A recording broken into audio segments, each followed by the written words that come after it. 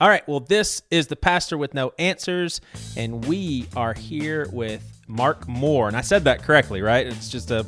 You did. Awesome. You said it correctly. Well, check this out, man. I have been reminiscing a good bit after this interview was set up because I was one of those guys back in '93 that bought Reggae Worship Volume. Oh, no way. Yep. Back in because my brother and I, we would go to Family Christian Store weekly, basically look through the music, and to me it was I don't know if you've heard of Gospel Gangsters, but to me, of course, yeah. So when that album came out, it was like, ooh, the first gangster rap Christian music group, and that's kind of the same reaction I had with you guys. I was like, oh, reggae, is this like the first Christian reggae? And so here's what's crazy is I bought that album, listened to it a good bit. I haven't bought an album since. Man, I just checked out y'all's some of the videos to your most recent songs. I don't listen to a lot of worship. Like, I listen to it on Sunday mornings, and I do enjoy worshiping, but it's just not really the kind of music that I listen to, Monday through Saturday or whatever. I freaking love it, man. I wish our church played reggae worship, man. It's really, really awesome, man. So cool having you on here. Give me like a snapshot, and take as long as you want. Usually when I say snapshot, I think people are saying, oh, so make it super short. Take as long as you want. But what's been going on since 1993? And then we'll get into a little bit of pre-93. But my gosh, 25 years since a first release. What's been going on, and what's this newest project that just released? Yeah, it's definitely tough to make it in a snapshot. Maybe a trilogy of films. There you go. If I were to break it down to a trilogy, I would say there was the beginning. When that was our first album, first time we got signed to a label. Yeah. And yeah, I remember those Gospel Gangsters. I remember doing shows with them and getting in the studio with them. They were pretty crazy, pretty darn crazy. In fact, I think one of them got back on the streets. I don't know if you heard that. I definitely read it, but I don't know how accurate it was. But I think the guy TikTok got back on the streets, which was pretty unfortunate. But yeah, I wouldn't be surprised if he was back in jail. Yeah. Hopefully he isn't. But yeah, so we essentially what happened was, the band started, and then as you can imagine with any band, they try and, our first album was on the Billboard charts. The next one got higher on the Billboard charts. The next one got higher, and the goal was, to become an industry standard band. Right. Ultimately, we signed to Goatee Records under Toby Mac's tutelage. We did our next two albums, and it was, moved to Nashville, did the whole industry standard. And then there was a big split where essentially the band felt like we were too overt. We were too, let's do an album without talking about Jesus. Gotcha. Let's just call him or he or you, or, basically they wanted to switch their positioning, switch foot, if you will. Right. And I'm like, it sounds like a cool band, but it's not Christafari. It's not the band that each of you guys, joined, and it's not my mission and vision. They also wanted to not preach the gospel. Yeah. And so it was, and we preach the gospel at every concert. So the industry standard just didn't work. Right. And then there was a split, of course. And so then I started focusing on, okay, you know what? With these new band members, a ministry standard. Right. Let's do a ministry standard, and let's pattern ourselves after top ministries, and let's use the same type of accountability that pastors are held to, and that this and that, and that, of course, in a reggae band is a really good thing because you can imagine the opportunities. For sure. Now you would classify that as who you feel that you guys were supposed to be because of God's calling, not necessarily this is the right way, but this is who you are supposed to be, correct? Or I don't want to put words in your mouth. Well, obviously, if I chose the path, I believe it's the right path. Yeah. Usually most people who are walking down a path feel that is the way. I'm just trying to pattern what I do after the scriptures. Right. And if you, it's a very interesting topic, though, if you really study it.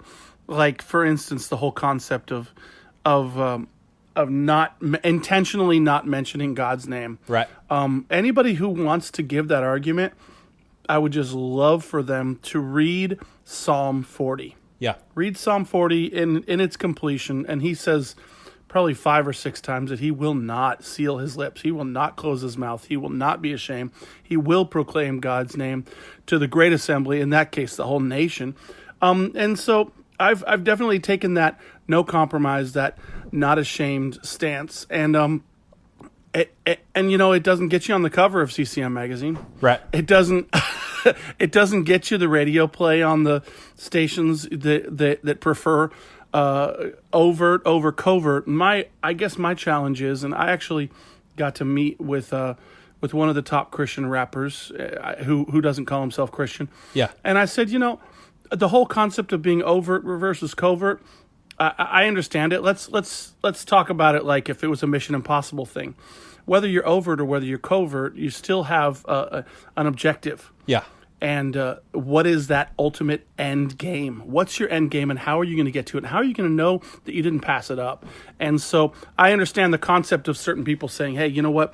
We're going to build up this fan base. We're gonna grow this audience so that we can proclaim the gospel to a larger crowd." But I think that a lot of times the proclaiming the gospel forever gets pushed off. Yeah. And then you just become more like the very people that you're trying to reach who aren't Christians, and it's a challenge. So I actually love this conversation.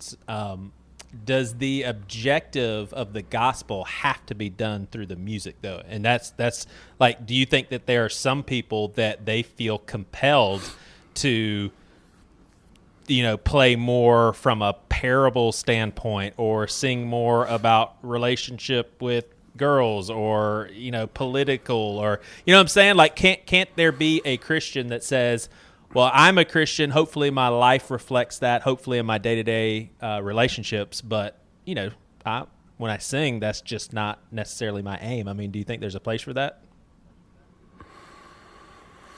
I know that there are many people who are doing that, and and obviously that means that there is a place for it. Right.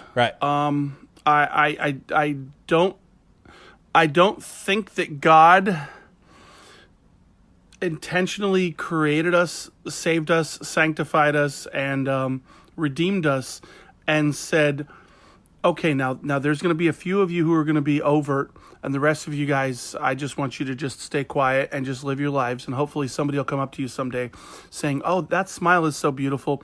Tell me about your faith. I think that now that's the thing. I mean, okay, for instance, there are two sides to it. So let's say 1 Peter 3:15. Yeah. Always be prepared to give an answer for the hope that you have within, but do so with gentleness and respect. That is one of my favorite concepts, and that is ultimately how I came to Christ. But that still implies that you give an answer. And that still implies that you live a life that poses the question. It's just got enough salt on it, like a pretzel, that just makes you have to have another and then have to have a sip.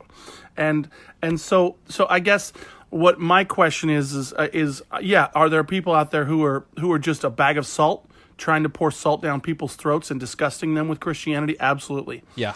But I don't think that's the issue. Even then, according to Paul, the gospel is being preached. Right.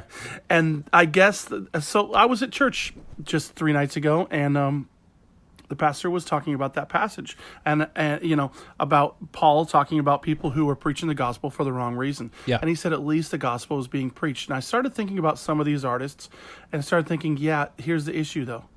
The gospel isn't being preached. Right. And so it's not a judgment. I know these people. I could mention them by name, but I won't. I've done shows with them. Right. We've opened up for them. They've opened up for us, and then they went from having very clearly overt albums to clearly covert albums, and now we're opening up for them. Yeah. Totally. There's definitely a shift in society. It's funny, you're seeing the secular side go more Christian, and you're seeing the Christian side go more secular. Serious, you got some of the top rappers in the game. I mean, Snoop Dogg doing a gospel album. You got Chance the Rapper. You got all these other guys who were doing overtly stuff about God, and then you have people who used to be overt. And so I guess here's part of my issue, and this is obviously a complete different avenue, but I love talking about it because dude, I love this, and I love you, and we are so different. Like, I love this. Go ahead. Okay, so here we go. So imagine this. Imagine if you saw me and you saw my wife, and my wife sings the song "What a Beautiful Name" in our latest music video. So you'll know you don't see me without seeing her, right? Unless she's sick or I'm sick or this or that. Imagine if you're at church and every week you see me and my wife and how you doing? Oh, we're doing great, and this and that, and there's and then one week you see me and you're like, where's your wife? And you're like, I want to keep my personal life personal. Right. Imagine if I said that to you. You'd be like, okay. And then you never saw me with my wife again. You would naturally think, what happened to that relationship? Is it getting stronger or is it getting weaker? Did they split up? Are they divorced? And I feel like sometimes, when I see that whole Brangelina thing, are they together or are they not? Right. Yeah, I wonder, I feel the same way about certain artists, and I don't want to, I don't think it's a judgment, so to speak. It's just a wow, those first few albums, you were so clear in the scriptures. You were quoting it left and right. You were all about Jesus, and now you're not. And so here's my short answer to your question. Only God knows the heart. Right. Man judges the outward appearance, but only God knows the heart. However, you reap what you sow. So if they're not sowing the seeds, they're not going to reap the harvest. Right. And ultimately, the fruit will reveal the root. And so one of the things I encourage artists to do is what's your treasure? How do you define success? If you were to boil it down to, I've arrived. Define that. What is that? Is that the Grammy? Well, guess what? How many people won Artist of the Year this year and then won it the next year? I can't think of a single person who has. Right. So that's not lasting. Is it number one on Billboard? Our last 5 albums were number one, and they aren't number one now. It doesn't last either. And there's always another chart that you can be higher on. There's always another country you can chart in. There's always is it sales? What is your benchmark for success? Right. And then I turn around and then I say this. How does God define success? And I genuinely believe that God defines success by, well done, my good and faithful servant. And that which you've done to the least of these, you've done to me. By, of course, loving, caring for, being the hands and feet of Jesus. And that includes, for me and my convictions, the mouthpiece of Jesus. That includes, I feel like if anybody has a mystery as to what they're called to do as a Christian, they're called to do 2 things no matter what. Love God, love others. Yeah. They're called to fulfill the Great Commission and the Great Commandment. And the Great Commission, I feel like, a recent poll said 51% of all Christians don't know what the Great Commission is. Right. So that scares me. That just scares me. So that's obviously, I'm an evangelist. We've seen 105,000 decisions for Christ since January of this year. We have clearly are leaning towards the go into all creation and preach the gospel. That is what we're doing. And I can't look at an audience and say, you know what? If half these people are going to hell, I'm comfortable with not saying something. I just can't do that. It would be like playing in Vegas and knowing that the shooter was up in the balcony of that hotel and saying, I'm okay with some of these people being picked off. Right. I can't do it. Right. Now, I understand. So if you're fine with camping out here for a while, I am. I think this is great. No, I am. I am. And I want people to check out your music, too, because it really is wonderful. Yeah. And I'm not just saying that.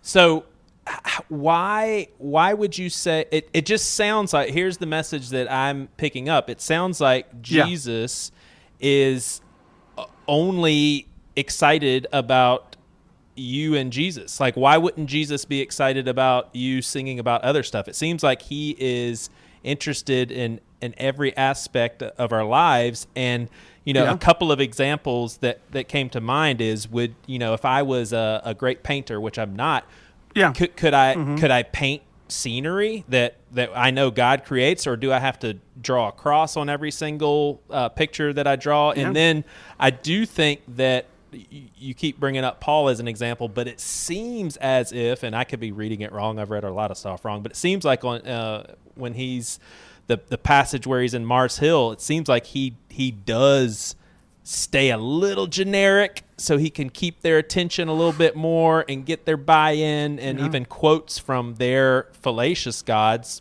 basically to get to the heart of the matter. But first I want to start with that. Like, why would Jesus only want us to sing about him? That doesn't even make sense to me. Yeah. I don't think that Jesus only wants us to sing about him. But I also You're misquoting me, Joey. I also don't think that, I mean, I've sung songs about my wife. I've sung songs about our marriage, about our relationship, about life. I about missions, about, I don't think that, I mean, that would be a very, very lame thing to just simply say John 3:16 the same time. I've actually never sung John 3:16. Right. I quote it from stage each night, but I've never sung it. I have also quoted John 3:17, for the Son of Man did not come into the world to condemn the world, but the world may be saved through him. And so I do see a sense of rescuing. I do see a sense of urgency in what we do. I love that you quote a painter, because my mom used to work for Hanna-Barbera. She used to draw for them. She's had her own companies, and now she's probably won, I would say, at least 100 of those like ribbons at different art shows and stuff. And she has felt God clearly calling her to give the glory to him. And she paints flowers. She paints bees on flowers. She paints butterflies and this and that. And she always finds a way. Well, first of all, her signature has the little fish in it.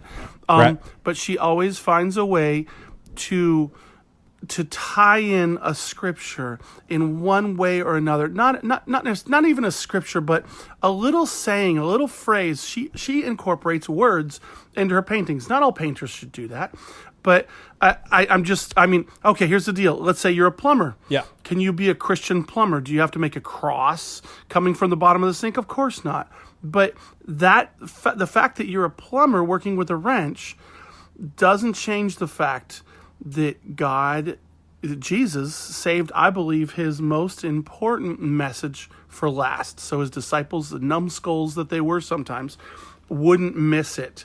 The marching orders that every one of them took very seriously. Every one of them, every single disciple that listened went to at least one other nation. Right. And gave up their faith, gave up their lives for their faith. All but one died. When I see that, that example of how they took him seriously at his word and went and did that and lived a life. And of course, Paul was a tent maker. But do you think he talked about Christ when he was making tents? I'm pretty sure he did. Yeah, I'm pretty sure. What Paul at Mars Hill. I love that example, and I've used that 1,000 times. When I go to a place, I look for those Mars Hill connections. I look for what we call cultural compasses, for redemptive analogies, for something that ties into how can I ultimately see this person whose eternal destination right now could be hell. Right. How can I spend eternity with this person? If I really love them, I would share God's love with them. If I am comfortable with them going to hell without hearing the good news, I just don't know if I can say that I love them. So I guess it all comes down to love. Right. But yeah, I mean, if you're a news anchor, you're not going to go off script. You're not going to, I mean, when they give you something to read, you're not going to be like, and Jesus is Lord. And you're not going to say that in the middle of this. There are ways to eventually, to share your faith here or there creatively. Right. Yeah. Now, okay, so it also sounds like you've seen a lot of artists that have started off with being pretty assertive with their faith, and they kind of tone that message down. Would you give kind of a universal, they shouldn't have done that? It comes back to the same thing that I said to that artist backstage. Right. Is what's your end game? And every mission, even if it's covert, has as an objective. Are you accomplishing that? And ultimately, the fruit reveals the root in that. And what I've seen, though, I'll be frank. Yeah. What I can name 3 or 4 artists that have done that have made that move from overt to covert. And a few years later, you find out that they were popping pills, or they were smoking weed, or they were this, or they were that. And it all happened at around the same time, where they said no more Christian festivals, no more youth pastors backstage, no more this, no more that. And it you just see this downward trajectory, and it's a bummer. And sometimes they come back. Right. But there's also a lot of stories of Christians that were being very overt and doing some and crazy doing shenanigans behind the scenes, Yeah, doing the same crap. And just so is that justify it? No, by no means does that mean that. Does that mean that you shouldn't, or you should share the gospel? Well, because you love Jesus and you love others, and so I guess it really comes down to loving God means to obey Him, and loving others means to share His love with them, because you can't say I love you and just let them go to hell. And so, like our tour manager, she's more overt than most, but when we check into a hotel, usually that hotel manager ends up hearing the gospel and a lot of times coming to Christ. She's won, I think, 9 Uber drivers to Christ. Right. Yeah. I mean, they're being paid, and she just shares her love with God.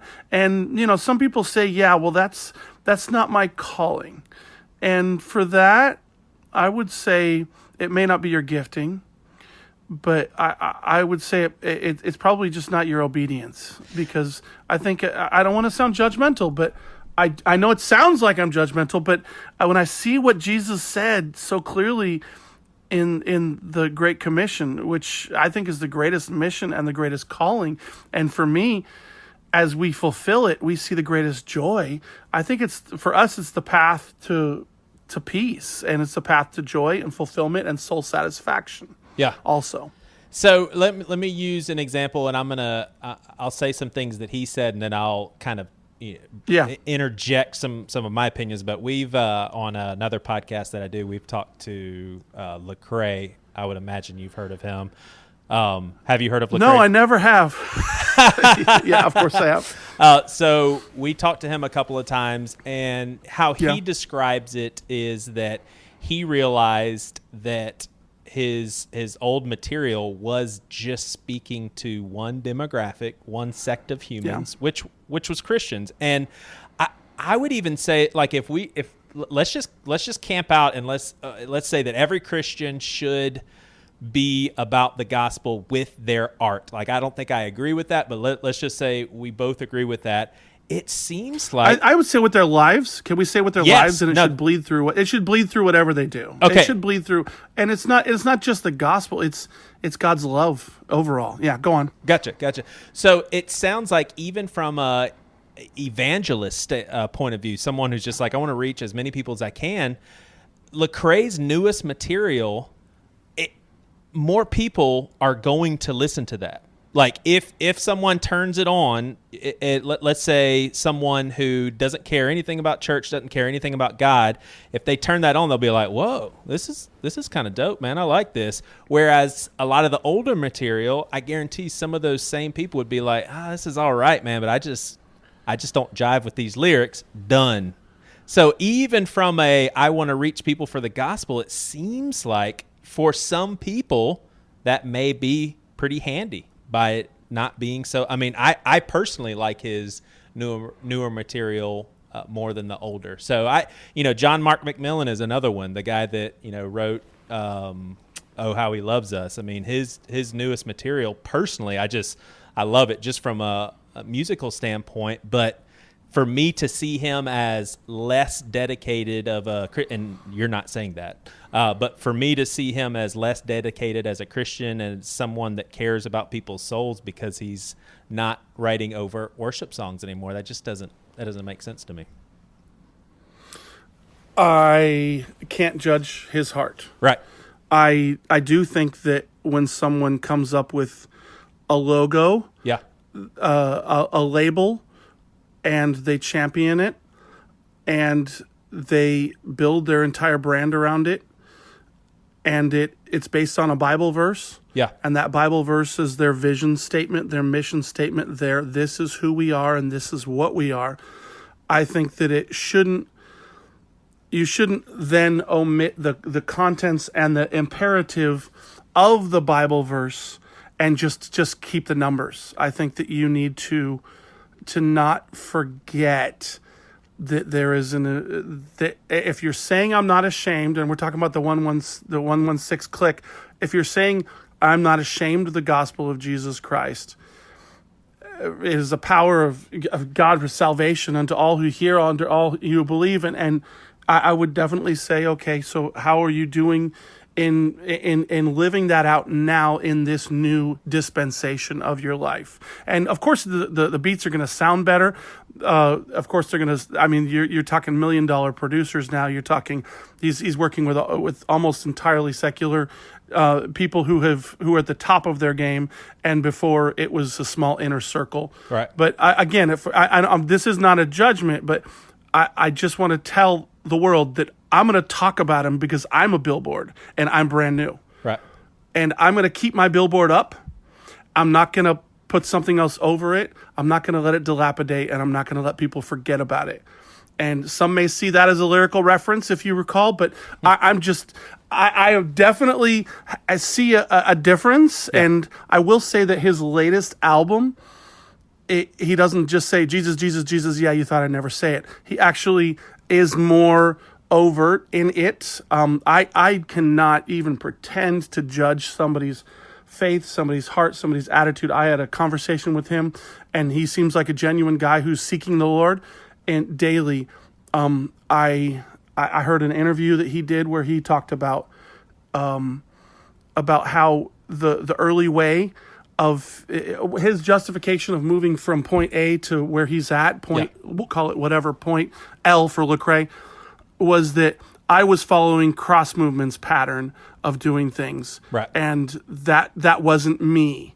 And so maybe this is the true him, and maybe he's being true to that. And if that's the case, that's between him and God. And the fruit will reveal the root. You know, the amount of lives impacted 10 years ago for the gospel at shows versus the amount of lives impacted. But that being said, I mean, more people listening to stuff, because more people enjoy stuff, to me, it doesn't mean that it's necessarily in line with God's heart. I mean, we could do a song about marijuana that would be skyscraping on YouTube right now, but we're not going to do that because obviously that's a sin, and obviously I'm not saying that what any of these artists are doing is a sin, but I do believe that there are sins of commission, doing something wrong, and sins of omission. I believe that there are times in my life where God says, say something. There have been times where we've been on stage and they've specifically said, don't preach. There was a time where we were at a Rastafari church. We got invited to play a club that we found out upon setting up that it was essentially a Rastafari church. And they're like, you can't preach. And it was between what God was telling me to do and what they were telling me to do. Now what like I did, and those people came to Christ, and we broke bread together later, and lives were changed. And if even one person does, he left the 99 for the one. And so I will continue to be a rebel for Jesus if that means that I'm going against the flow of even Christian society now. Yeah, for sure. Now, what would you and we'll move on from this because I actually want to know more about, I don't even know if I'll say it, but Rastafari or Rastafarians, or because I don't even I obviously know the word is paired with reggae, but I don't know much about it. And then talk about some other things. But before we move on from this, what do you think Joseph and Daniel teaches us? I've always seen them as dudes that said, you know what, I'm mixed in with people that worship a different God. They're going a different route. They're doing their own thing. And my goal and my mission right now is to serve, to show God's love. And it doesn't seem, and maybe the key to this is what was Old Testament and the gospel hadn't come out yet because Christ hadn't risen. But it just seems like those guys that kept their head to the ground, They served people. They served their master who worshiped a pagan god. And, obviously Daniel's big quote unquote mistake was to, keep praying. But still, those guys, it seems like they kind of did what you said you're not doing. Dude, I can't disagree with you more. In fact, I would use them as my greatest champions for no compromise. Yeah. I mean, we sing about it in the song Boom Shots, where we basically talk about Shadrach, Meshach, and Abednego, Daniel, and of course Joseph. Now, okay, so Joseph, if you call keeping your head down, interpreting a dream, in such a way that could be good or could be bad for the hearer, that could actually get you killed, could get you in prison. If you call keeping your head down, refusing to sleep with somebody to where they accuse you of rape, that's not keeping your head down. That's keeping pure. That's standing against the culture. Yeah, that's my point. That was his lifestyle. He was doing what he needed to do, but it didn't sound like everywhere he went, he needed to tell people about Jehovah. Well, but I don't know. I didn't know that guy. So I don't know him either. But which one are we going to talk about? I mean, the fact that Daniel. I mean, obviously these guys, their diet was different, their prayer life was different, and they were in slavery, and so they were enslaved to do a work for someone, and at the end of it all, they gave glory through their lives and risked their life for standing for God. So for me, that sounds like similar to the verse that I referred to, but here it is. So I desire to. This is Psalm 40 verse 8. I desire to do your will, my God. Your law is within my heart. Yeah. I proclaim your saving acts in the great assembly. I do not seal my lips, O Lord, as you know. I do not hide your righteousness in my heart. I speak of your faithfulness and your saving help. I do not conceal your love and your faithfulness from the great assembly. It sounds like 4 or 5 different ways he's saying what he will and will not do, and they all resound as, I'm going to give glory to the Lord. And obviously that is a different covenant or just different dispensation, depending on how you look at it, but it was still their lives clearly pointed to Yahweh. And obviously with Paul at Mars Hill, at the end of it all, the glory went to God. There is this unknown God, and I'd like to tell you about him. Right. And the fruit was people were converted. And so I like to look at what Peter and Paul and others, how they preached in the book of Acts. I think that's probably the greatest example of how we should. And obviously they, in many cases, were eyewitnesses, which is where we get the word witnessing from, of Christ's crucifixion, of Christ's resurrection. And so they would share that witness, what they experienced. And in many ways, our witness is what God has done for us, our story, our testimony. Nobody can say that didn't happen to you. Right. And so for me, my goal is to share that and to give glory to God and in line with them, not to judge them.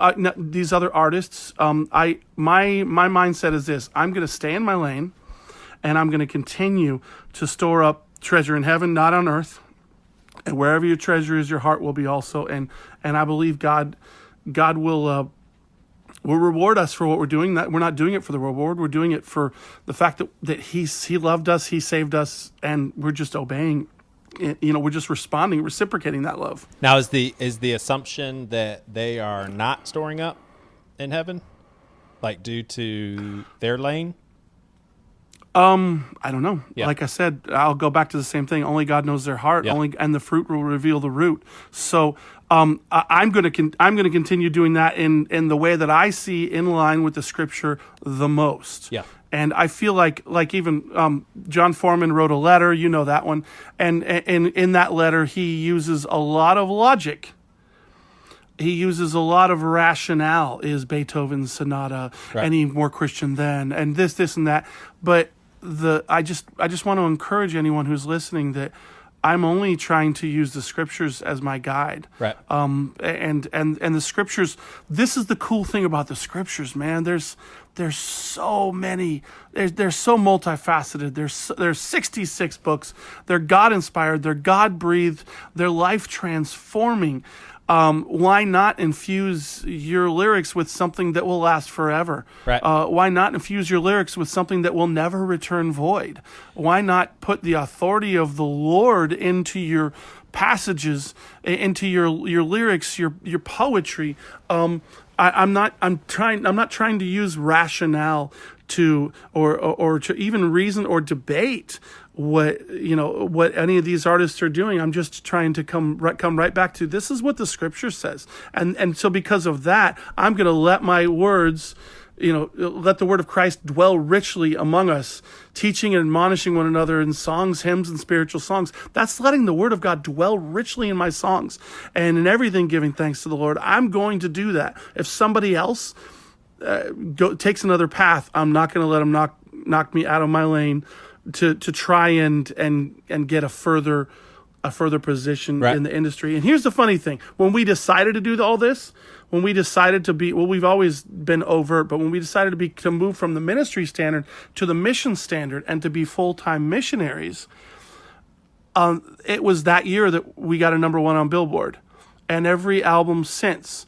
It was that year that we released our music video that now has 10 million views. We've seen unprecedented blessing from the Lord by simply saying, you know what, this is the path we're going to go. We're going to store up our treasures in heaven. We're going to set our minds on Christ, not on earthly things, and we're going to bring them to the kingdom. We're going to, But I'd say when we decided to do that, go ahead. I'd say part of that, though, is there is a huge demographic of Christians that want to consume that sort of art that is very blatant. Like I think Lecrae noticed that as he started to change his style of music. I mean, he definitely does not have that demographic listening anymore. So, and I don't think there's anything wrong with a huge group of Christians listening, but I think that could be part of it as well. It could be, but I don't see that in what we look on with Google Analytics. Yeah. What we're seeing, I love it. is the places we go. We've been to 75 countries so far. The places we go where we have the largest audiences, the vast majority of those audiences are not believers. Yeah. So when we play in Brazil, in São Luís, and there's 100,000 people waiting in the rain to hear us play, and we give the gospel, we're talking to people who were raised in the Catholic Church, who attended a few masses and got a few drops on their forehead, and they're called Christians. And my challenge then is to convince them that, hey man, it takes a personal decision. It's not your mother's faith that will get you into heaven. It's not your grandmother's faith that will guarantee you entrance into the pearly gates. It's got to be your decision. You have to make him your king to enter his kingdom. And when I say that, people but I mean, yeah, we've seen that time and time again. Granted, there are certain nations we go to that have a Christian leaning, but the vast majority of the people in those nations would not be considered born again. Yeah. They would, they don't even go to church regularly. Right. So we and that's what we champion. We don't play. We have, but in the last few years, we haven't been playing mega churches in America. We haven't even been touring America. We haven't been in the Bible Belt. We've been focusing on places where reggae is really, really big. And thankfully that's any coast or any island or any suffering people, any third world or developing nation. And so we've had some big opportunities, but yeah, I don't think that it's not like we're playing in Nashville to only Christians. Right. Yeah, totally. Now, with everything that you're saying as far as how you see sharing your faith with unbelievers and all of that, what do you think about Paul's mention? And I know that the specific context here was basically orderly worship and speaking in tongues and translating them, but he does, and I think this is such a small little addition, but to me it's huge, and we need to zoom in on it. I'm sure you and I probably read it a little bit differently, but he says, be careful of what you do in front of unbelievers, basically because they may think that you're out of your minds. Now, I think that he was talking more about the spiritual gifts of tongues and all of that, but couldn't that also apply to, and here's what I'm not arguing with. I am not arguing that you shouldn't do that. I fully, and it doesn't matter what I think, honestly, but I fully believe that is what God wants you to do. But it seems like other people may need to be very careful of what they do in front of unbelievers because God has wired them up a different way. How do you read that passage that when Paul talks about that? Well, the way I see it is that I think people oftentimes are so scared of offending others. Yeah. That they actually just don't ever share the gospel. And I think that, first of all, the gospel is an offense. And this goes back to the bag of salt that I was sharing. I like to do this a lot of times when I preach. I'll get 3 volunteers, and one will have a packet of salt, one will have a packet of sugar, one will have a packet of sweet and low. Yeah. And I'll say, okay, sugar guy, eat the packet. He'll have no problem eating that. And then I'll ask people in the audience who's eaten a pack of sugar while waiting for a pizza to come to your table. Everybody has. Okay, now sweet and low guy or whatever saccharin guy, eat it, and he doesn't want to. And then I ask in the audience who's done this, and not many people have. And the guy's look on his face, I say, what do you notice here? They're like, well, it is definitely not sugar, and it just tastes. It's fake, and people know when you're fake. Right. So first thing is, don't be faker. And that's what the word hypocrite means, really, if you really study it. It's wearing a mask. It's being duplicitous. It's being somebody who's acting like somebody else. We don't need that in Christianity. There's enough of those. Then there's the salt packet guy. This guy's like, are you serious? You want me to eat this whole packet of salt? Who in the audience has done that? I say, nobody has. But then again, there's more salt than that on the chicken you're eating or the pizza you're eating. Right. But it's dispersed in such a way where it's just enough flavor. So Paul also says, let your conversation always be full of grace and seasoned with salt. So I think the concept is full of grace, seasoned with salt. And ultimately, if you read in that passage, it's all about winning. So I would go back to a different passage that Paul is giving in 1 Corinthians 9. Though I'm free and belong to no one, I've made myself a slave to everyone. What does he say after that? To the Jew, Jew, to the Greek, to the... No, to win as... Oh, as many. Many or as few as possible? As what is he saying? Which that's so crazy how we see that so differently, because I see that exactly supporting my point that, yes, sometimes you may be in a group of people that if you go full abrasive, they're going to turn around and walk away and say, I don't want to hear that. Whereas if you gently seasoned with salt, get your foot in the door to where you build a friendship and potentially, that's remarkable how differently we read that. Well, yeah, to the Jew, I become like a Jew to win the Jews. To those under the law, I become like one under the law, though I myself am under the law, to win those under the law. His goal is always to win. Right. So if your goal is always to win, that's great. I'm not, whether it's a mass evangelist or a one-on-one or an Uber driver or whatever, to those not having the law become, and so on and so forth, so as to win those not having the law. To the weak, I become all things to all people, so that by all possible means, I might save some. So this goes back to those same artists. Are you using all possible means to save some? Whenever I get an interview on a national television show, or the biggest Kenyan TV show, or the biggest this or biggest that, I could really just say, come to the concert. But I know there's going to be a lot of people that aren't going to make the concert. And so I share the gospel. Yeah. And he says, I do all this for the sake of the gospel, that I may share in its blessings. And that's the funny thing is that when you do this, God really blesses you. He really, it's hard to explain, but he does. So yeah, I mean, I hear what you're saying. This is how I came to Christ. Yeah. It was not somebody on stage. It was not somebody on TV. It wasn't even somebody dragging me to church. I put up a wall for all those people. Yeah. And I did not let them in. And then I met somebody, and he had the same drug past as me. So all things to all men. He had listened to the same reggae album as me, and we were listening to it together. And we had the same police record. We had the same this. He had the same name as me, Marcus. And we had so much in common, but there was something different. I couldn't put my finger on it. And so one day I said, hey, what's the difference between you and I? And he looked at me with love and compassion, and he said, it's the love of God. And that was the aha moment. That was the moment when I started opening up my life to Christ. And ultimately, I gave my life to Christ within 24 hours. So if he had said, I don't know, or you'll have to find it for yourself, or this or that, or if I hadn't then heard the modern day rendition of the prodigal son, and somebody hadn't said, are you willing to come home?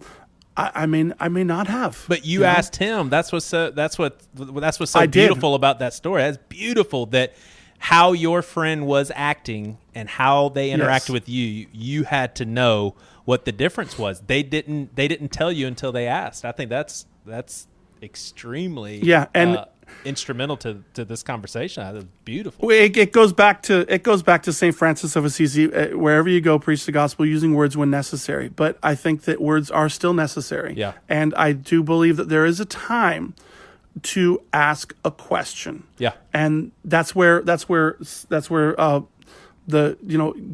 giving an answer when people ask regarding the hope within your heart, you got to do it with gentleness. Yeah. You got to do it with respect. But here's my question to you. Can you really respect somebody and let them go to hell without hearing about Jesus?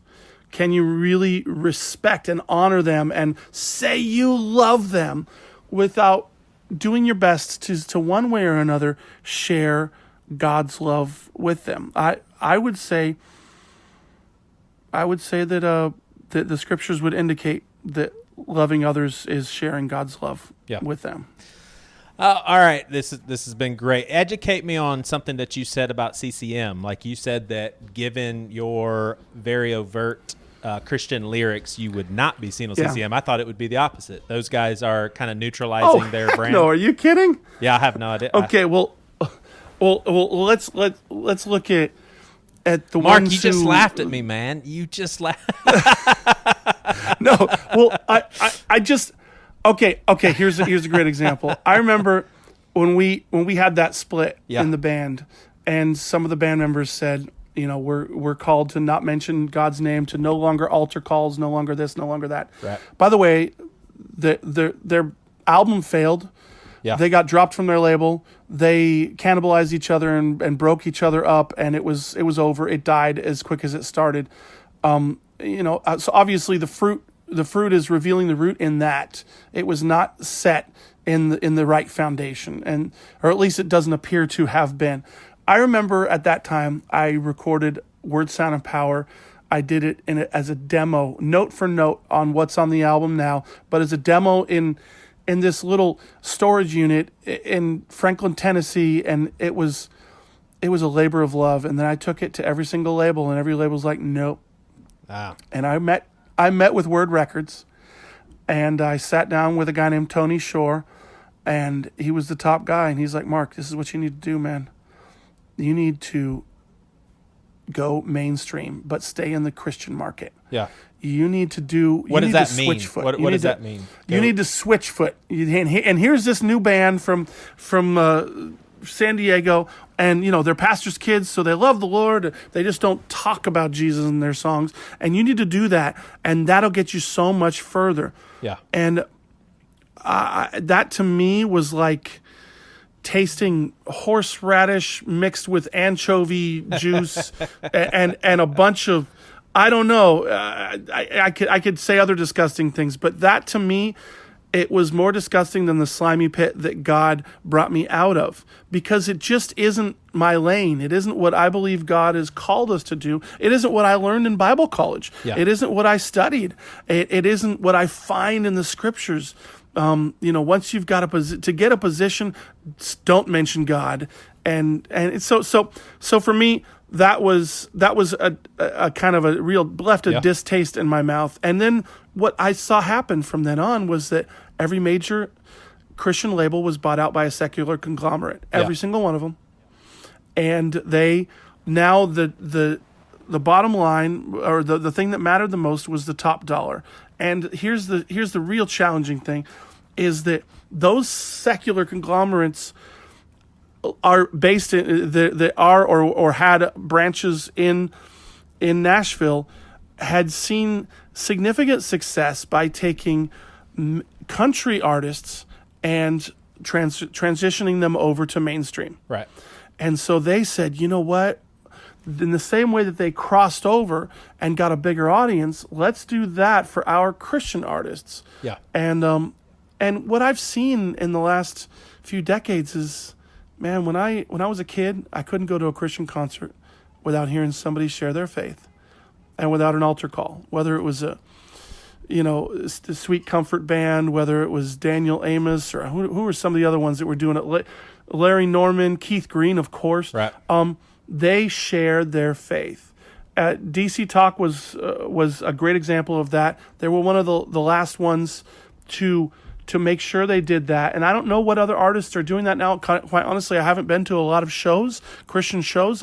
Christian music doesn't connect with me the same way. Yeah. I really don't listen to it, but I have seen an omission of that. I have seen a major transition from let's get a bigger audience by changing out the main thing or changing the pronouns at least. Right. And so that's kind of my feeling towards it. When you have people who are deciding what my single is, whether a song's going on the album, what my audience is. When you have people who do that, they're ultimately shaping the people you're reaching and the impact of who you're reaching and the fruit, the harvest. And so that I am a bit negative towards the whole CCM. First of all, it's not contemporary. Second of all, a lot of the higher ups aren't Christian. Yeah. So it is music. It is I'll give them that. It is music. Yeah.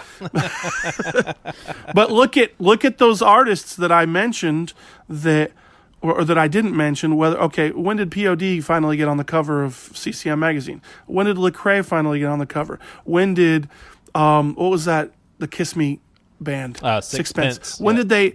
Yeah. When did Jars of Clay? What did their early albums sound like?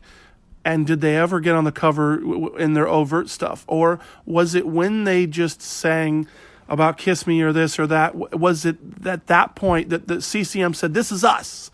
And so I feel like there's almost this kind of reward for omitting that has taken place within it. And part of that, I got to be frank, part of that just goes down to the advertising on Christian radio. Yeah. A 3-day soup broker doesn't want to hear and playing in their next to their commercial something Jesus, Jesus, Jesus.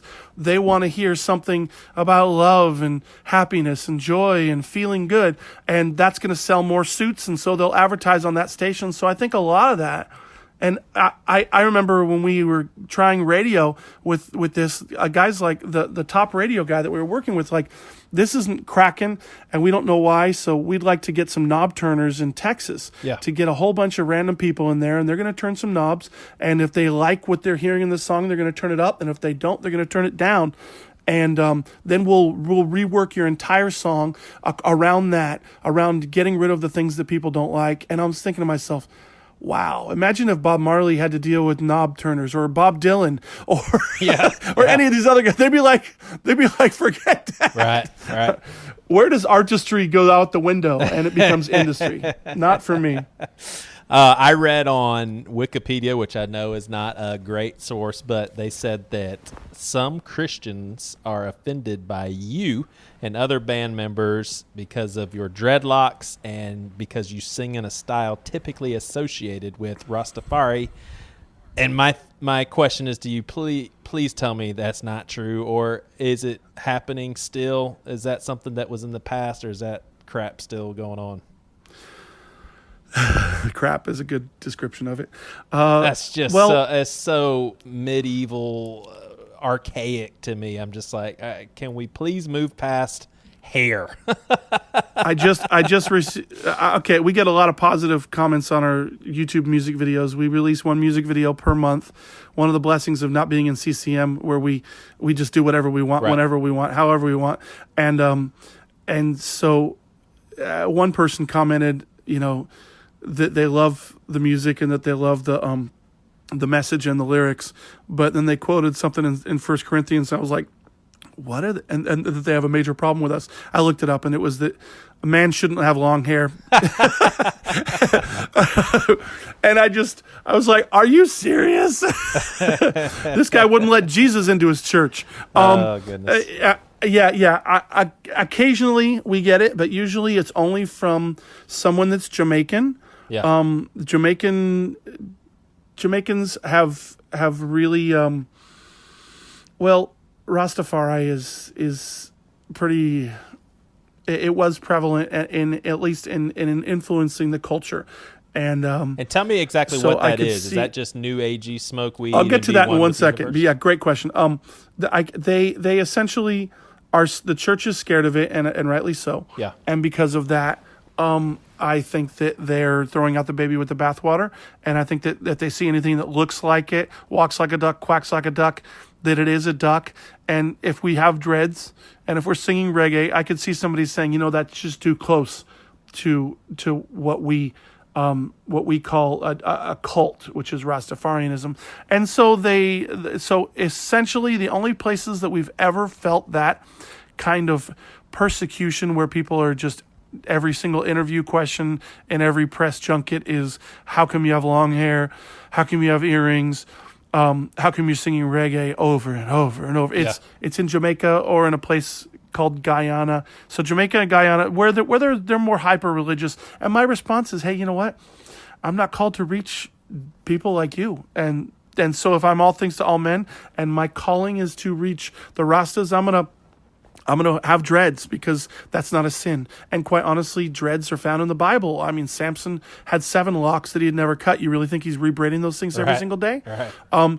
John the Baptist never cut his hair from birth. They definitely wouldn't let him into their church. So it's definitely, they're not checking their scriptures. They're not looking at them correctly. And but I love them with the compassion of Christ. Sometimes I do wish I could crack a whip like Jesus did. Yeah, but yeah. I'll let that righteous indignation go. That vengeance will be the Lord's, not mine. Yeah.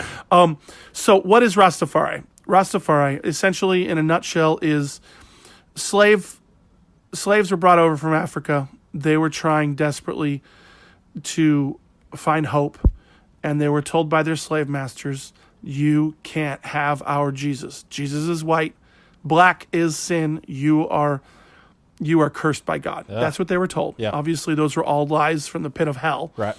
And so what happened was, these people who eventually were emancipated, and quite honestly emancipated by a guy named Sam Sharp, who said, hey, this Bible is for us too. I can find us in it easier than I can find them in it, if you know what I mean. Right. And they ultimately were empowered by the Bible, and they became a very Christian nation. There were still some people within that nation who felt like, hey, where's our African identity? Because these white missionaries are coming over with the blonde hair, blue-eyed, Ted Nugent-looking Jesus, and it's just not connecting with us. Right. And again, we're being told that black is sin and white is, and by these love beads that missionaries are handing out, white is snow and white is purity and this Right. and that. And so these artists and these people are looking around and they're saying, where's our identity in the Bible? And then this man is crowned king in Ethiopia. And his name, one of his names before he became king was Tafari. When he was crowned king, it was Haile Selassie. Yeah. He was a king of Ethiopia.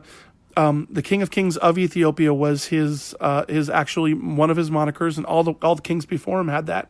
But there was just a timing. The motto of the nation was the Lion of Judah hath prevailed, and that was on their flag and everything. And so somebody did a mistranslation and took that moniker as King of Kings and Lord of Lords. They dropped the of Ethiopia. They dropped the motto is Lion of Judah hath prevailed, and called him the Lion of Judah, and said that he's Christ in the second coming. Or the first and a half coming, or Christ reincarnated, depending on how you look at it. There's 1,000 different ways that you can view Rastafari, just like there's 1,000 different ways that Bubba Gump makes their shrimp. But it all comes down to glorifying and venerating this man named Haile Selassie, or Rastafari. Gotcha. And so they worship him, though he denied being Christ, said he was a mortal man. He did die. though his residence, which you can still visit, had pictures of that white Jesus in his room. He prayed to Jesus. He was friends of Billy Graham. He said these words, "Let us labor to lead our sisters and brothers to our Savior, Jesus Christ," which, by the way, is pretty much what I've been saying for this whole interview so far, that we should labor to lead our sisters and brothers to our Savior, Jesus Christ. So he died, he didn't resurrect, and Rastafarians still worship him as Christ returned, and think he's hiding somewhere, and they ignore his texts about denying being Christ. They ignore the fact that he didn't have dreads. They ignore the fact that he made marijuana illegal in that country, in his own country, and they grow their dreads and They're they in smoke denial marijuana with the weed stuff and worship him. And so, that being said, I love these people. They don't always love me. They've seen me as the Antichrist. They've called me, wolf in sheep's clothing. I've actually had 3 attempts on my life. Wow. by prominent artists in reggae. But that won't deter me from sharing God's love with them and the truth that Jesus hasn't returned yet, and you got to be ready for him. Yeah. So that's essentially where they're at. They, of course, believe marijuana is their sacrament. Yeah. And so they smoke it. And obviously we don't do that. Right.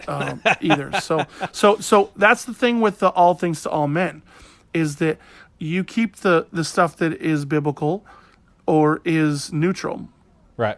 but you can't touch the things that aren't biblical. So you can't be all things to all men in a whorehouse. Right. It's just not possible. Right. That's so crazy. I'm sorry.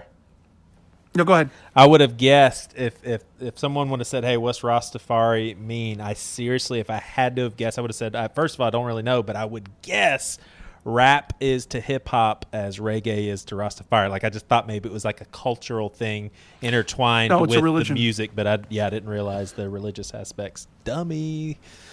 It's a straight up religion. Yeah. And they believe Ethiopia is Zion, is the Holy Land, and that every black should repatriate to Africa. But the problem is that none of those people that preach that or sing that I know have ever moved back to Africa. Right.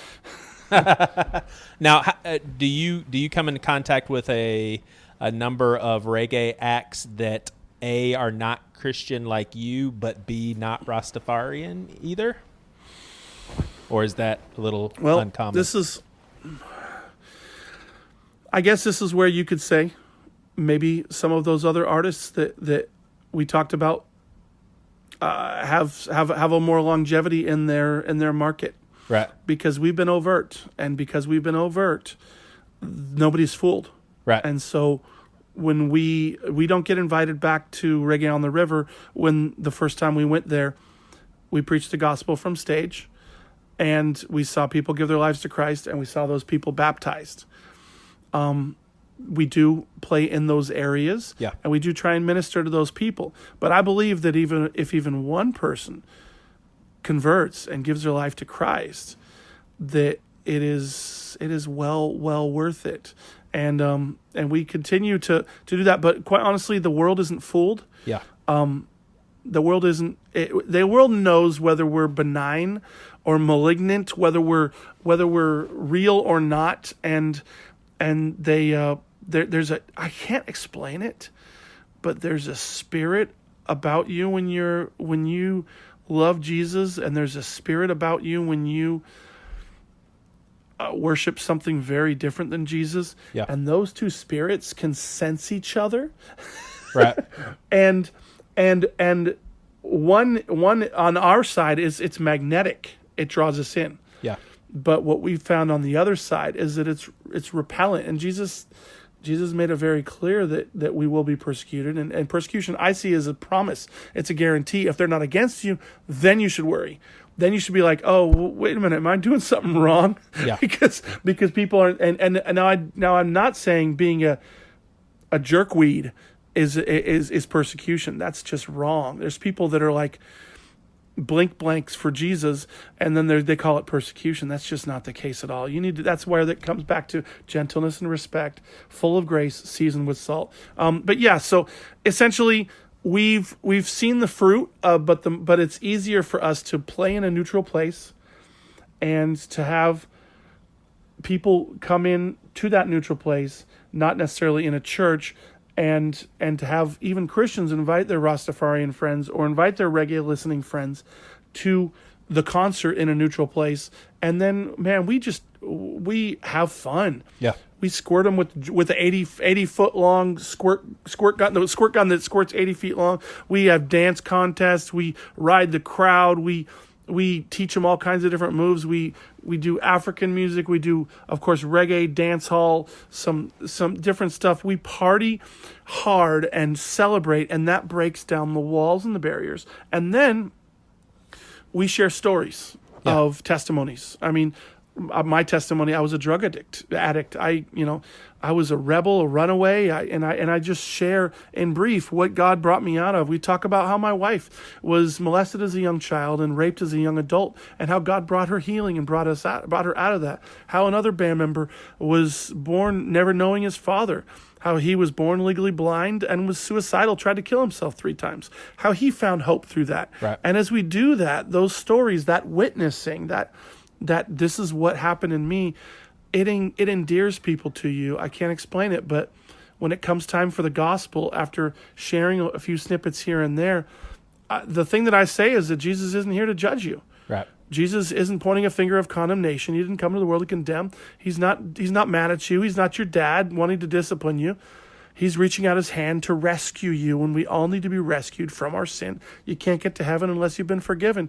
And we give people an opportunity to say yes to Jesus, to say yes to heaven. And man, it's incredible, the response we see. Yeah. Well, dude, this has been very awesome. Where's a good starting point for people that have not heard your music and want to check it out? Where would you direct them to? Well, however you digest music, I would obviously Christafari.com is one of the top places. That's kind of where it all comes together. Yeah. We are also fully funded missionaries that aren't fully funded yet. Yeah. So we are full-time musicianaries. We visit 20 nations a year, and we share the greatest news of all, trying to fulfill the greatest commission of all. And we're right after I get off the phone with you, I'm gearing up for our next tour is Rwanda, Uganda, Kenya.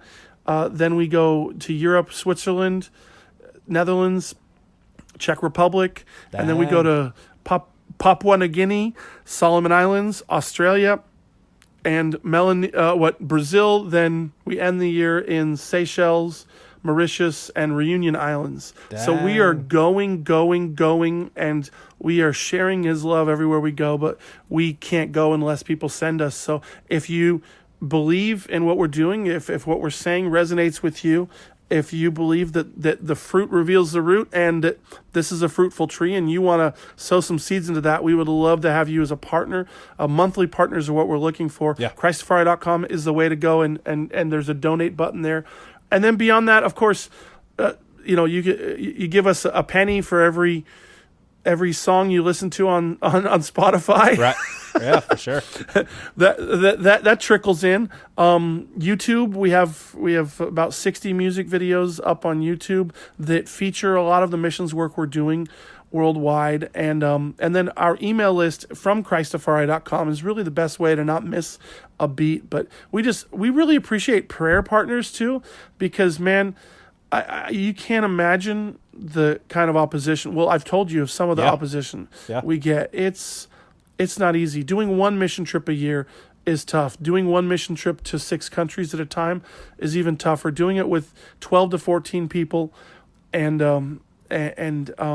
with the enemy opposing on every frontier, it's only by the strength and grace of God that we survive, and we've been doing this 29 years later. You know? Yeah. Well, congrats on an awesome career. Thanks for what you're doing in other countries. And we disagree on a lot, man, but I learned a lot and really appreciate you as a brother, man. I appreciate your time on here. I appreciate your contention with me. Heck yeah. It was nobody wants to fight a fight where the person's just letting them throw the punches. I appreciate you contending, and I would encourage you and anyone who's listening, that reasoning, that logic that you have is awesome, but don't forget to just continue to pour it through Proverbs, pour it through the scriptures, and make sure that everything that I say, as be a Berean to what I say. Right. Study what I'm saying. Make sure that what I'm saying is biblically right. Search the word gospel in the New Testament and find out what God really says about it and how it should be brought about, and do your best to just serve God with all of your heart, not because you feel forced to, not because you're obligated to, but because you love him so much. Yeah. Awesome. Mark, it's a pleasure. Thanks, man. God bless you, bro. Thank you so much. You too. Talk to you later.